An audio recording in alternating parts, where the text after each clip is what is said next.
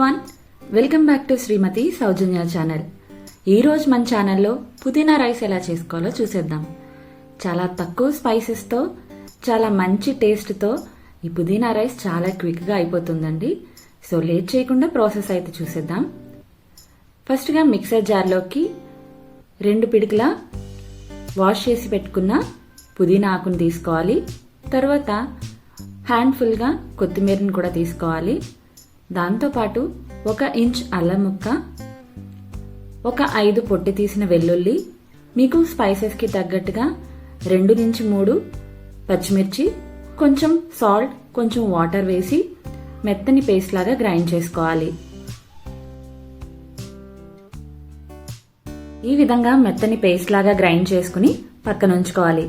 తర్వాత మనం రైస్ని ప్రిపేర్ చేసుకోవడం కోసం స్టవ్ ఆన్ చేసుకుని కడాయి పెట్టుకుని ఒక 4 నుంచి 5 టేబుల్ స్పూన్ల ఆయిల్ వేసుకుని 1 టేబుల్ స్పూన్ గీని కూడా యాడ్ చేసుకోవడం వల్ల టేస్ట్ మరింత పెరుగుతుందండి. దీంట్లో బిర్యానీ సరుకులు 4 లవంగాలు, 1 యాలక్కాయ, స్టార్ ఎనైస్, దాల్చిన చెక్క, బే లీఫ్ కూడా వేసుకుని ఒకసారి కలుపుకున్న తర్వాత చిన్న చిన్న క్యూబ్స్ లా కట్ చేసి పెట్టుకున్న బంగాళాదుంప ముక్కలను వేసుకుంటున్నాను. బంగాళాదుంపలు చిన్న చిన్నగా కట్ చేసుకున్నా, కొంచెం పెద్దగా కట్ చేసుకున్నా సరే, బంగాళాదుంపలు అలాగే క్యారెట్ కూడా కొంచెం ఫ్రై అవడానికి టైం పడుతుంది కాబట్టి ముందుగా ఒక 5 నిమిషాల పాటు వేయించుకోవాలి. ఈ విధంగా కాసేపు వేయించిన తర్వాత ఒక 3 ఆనియన్స్ ని స్లైసెస్ లాగా చేసుకుని వాటిని కూడా యాడ్ చేసుకుని ఒకసారి బాగా మిక్స్ చేసుకోవాలి. ఆనియన్స్ తొందరగా మగ్గడం కోసం కాస్త సాల్ట్ ని యాడ్ చేసుకుని అన్నింటినీ ఒకసారి బాగా మిక్స్ చేసుకోవాలి. తర్వాత కొన్ని జీడిపప్పు పలుకులను కూడా వేసుకుని ఆనియన్స్ అంతా కూడా బాగా ఫ్రై అయ్యేంత వరకు ఫ్రై చేసుకోవాలి. ఈ విధంగా ఫ్రై అయిన తర్వాత మనం ముందుగా చేసి పెట్టుకున్న పుదీనా పేస్ట్ ని కూడా వేసుకుని పచ్చివాసన పోయేంత వరకు ఒక 5 నిమిషాల పాటు వేయించుకోవాలి.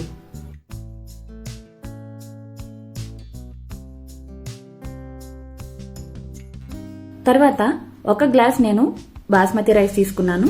దానికోసం 2 గ్లాసుల వాటర్ నేను ఇక్కడ యాడ్ చేస్తున్నాను. నేను కడాయిలో చేస్తున్నాను కాబట్టి 2 గ్లాసెస్ వాటర్ నేను ఇక్కడ యాడ్ చేస్తున్నాను. ఒకవేళ ప్రెషర్ కుక్కర్లో చేయాలి అనుకుంటే 1.5 గ్లాస్ వాటర్ అయితే సరిపోతుంది. వాటర్ని యాడ్ చేసిన తర్వాత కాస్త పసుపు, సరిపడా సాల్ట్ కూడా యాడ్ చేసుకుని ఒకసారి బాగా మిక్స్ చేసుకుని వాటర్ మరిగేంత వరకు మరిగించుకోవాలి. తర్వాత ఈ టైంలో సాల్ట్ని కూడా చెక్ చేసుకుని అవసరం అనిపిస్తే కాస్త యాడ్ చేసుకోవచ్చు. వాటర్ మరిగిన తర్వాత 1 అవర్ పాటు ముందుగా నేను సోక్ చేసి పెట్టుకున్న బాస్మతి రైస్ ని కూడా యాడ్ చేస్తున్నాను. ఈ విధంగా రైస్ ని యాడ్ చేసిన తర్వాత ఒకసారి మిక్స్ చేసుకోవాలి.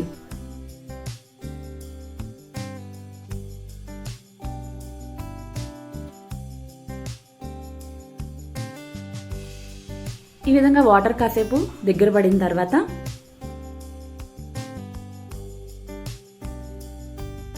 మూత పెట్టుకుని ఒక 15 నిమిషాల పాటు కదపకుండా అలాగే ఉంచేస్తే 15 నిమిషాల తర్వాత ఎంతో టేస్టీ అయిన పుదీనా రైస్ రెడీ అయిపోతుంది.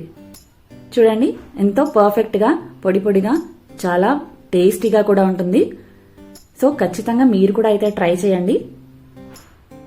ఈ విధంగా మూత తీసి ఒక్కసారి చూసుకున్న తర్వాత మూత పెట్టేసి ఒక 20 నిమిషాల పాటు కదపకుండా అలాగే ఉంచేసి ఆ తర్వాత మనం కింద నుంచి బాగా మిక్స్ చేసుకుంటే రైస్ అనేది విరిగిపోకుండా ఉంటుంది.